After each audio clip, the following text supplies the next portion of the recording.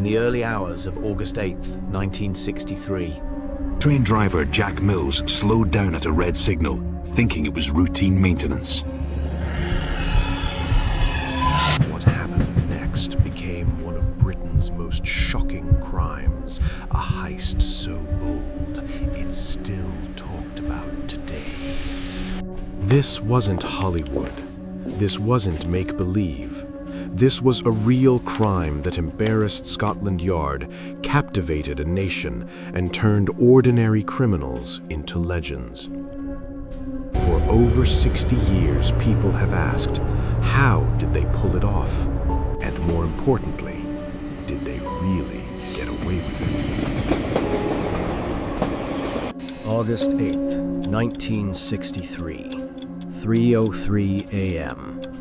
The Glasgow to London Royal Mail train rumbled through the Buckinghamshire countryside.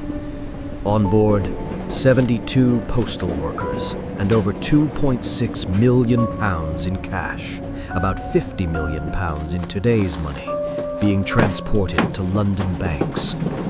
At Sears Crossing, driver Jack Mills saw something unusual. The signal had turned red. He brought the massive train to a halt, expecting a routine stop. His co-driver, David Whitby, climbed down to use the trackside phone. But the phone was dead. Before Mills could react, his cab door flew open. A masked figure appeared, silhouetted against the night. Then came the words no one expects to hear. Move and you're dead. This wasn't a signal failure. This was an ambush. The gang's preparation was meticulous. For months, they'd studied Royal Mail routes, memorized schedules, even learned how trains operated. They knew exactly which carriage carried the money, the high-value package coach, second from the engine. On that night, they'd done something extraordinary. Using a glove and a battery, they'd covered the green signal light and rigged the red one to stay on. When the train stopped, they moved like clockwork. 15 men, military precision, each with a role. They disconnected the rear carriages, isolating the cash coach. They forced replacement driver Jack Mills, who'd been coshed over the head. The heist was executed with ruthless precision. Every man knew his role, working in near silence against the clock. The entire operation took just 30 minutes. By the time police arrived hours later, the train stood empty. The gang had vanished into the darkness with what would become £2.6 million, one of the largest heists in British history. When news broke, Britain erupted. The audacity was staggering, the embarrassment acute. Scotland Yard assembled a massive task force, over 1,000 officers, roadblocks across 3 counties, airports watched, ports monitored.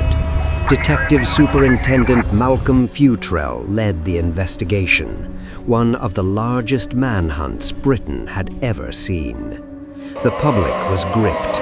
Newspapers ran daily updates. Tips flooded in by the thousands, some helpful, most not. But the criminals seemed to have thought of everything. No witnesses could identify them. The money couldn't be traced. It was unmarked, non-sequential bills. The getaway vehicles had been stolen, then abandoned and burned. For days, then weeks, police had nothing. The robbers had pulled off what seemed like the perfect crime. They'd humiliated the British establishment. Some in working-class communities even quietly admired them, modern-day Robin Hoods who'd outsmarted the system. But as the saying goes, pride comes before the fall. The gang's plan had been brilliant, their execution flawless. But in the aftermath, they made critical errors. Their hiding place was Leatherslade Farm, a remote property 27 miles from the robbery site. The plan was simple. lie low for a few days while the heat died down, then scatter. But they stayed too long, and they got careless.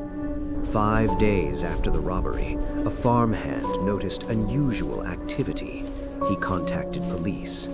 When officers raided Leathersalade Farm on August 13th, what they found was an investigator's dream. Fingerprints everywhere, on a Monopoly board, on ketchup bottles, on a truck.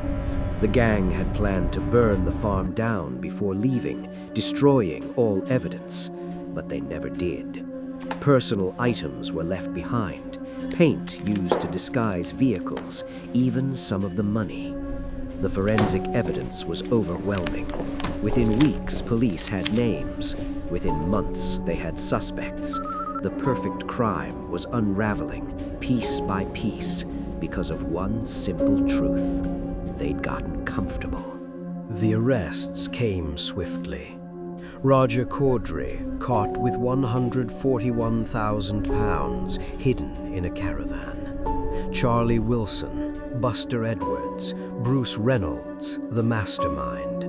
Eventually, 13 men stood trial. The courtroom drama captivated Britain. In April 1964, the verdicts came down. Guilty. The sentences shocked even hardened criminals, 30 years each for the main conspirators.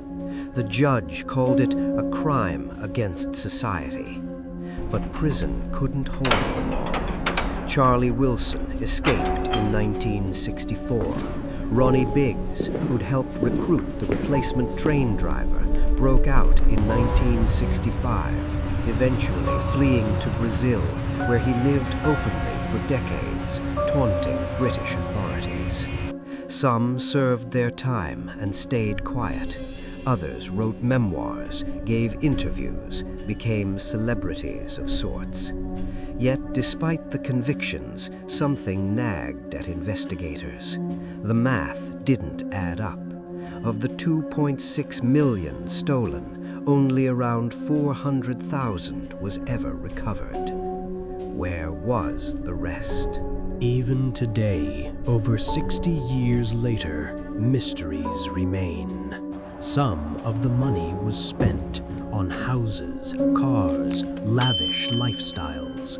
Some was passed to family members who kept quiet, but millions simply disappeared. Buried in the countryside, stashed in overseas accounts, lost forever. And then there are the unanswered questions. Some believe there was a 16th man, someone who got away completely, never identified, never caught. Deathbed confessions from gang members hinted at secrets they'd take to their graves. Jack Mills, the train driver who was struck during the robbery, never fully recovered. He died 7 years later, his family convinced the attack had shortened his life. The Great Train Robbery became a cultural touchstone. Books, films, television series. The robbers, villains to some, folk heroes to others, entered British legend. Most of the gang are gone now. Ronnie Biggs returned to Britain in 2001 and died in 2013. Bruce Reynolds passed away in 2013. Their era has ended. But the question that has haunted Britain since August 8, 1963, remains. Was this crime ever truly solved? Or are there secrets still buried somewhere in the English countryside, waiting to be discovered? Maybe that's what makes it unforgettable. Not just what we know, but what we'll never know. What do you think happened to the missing money? Comment below.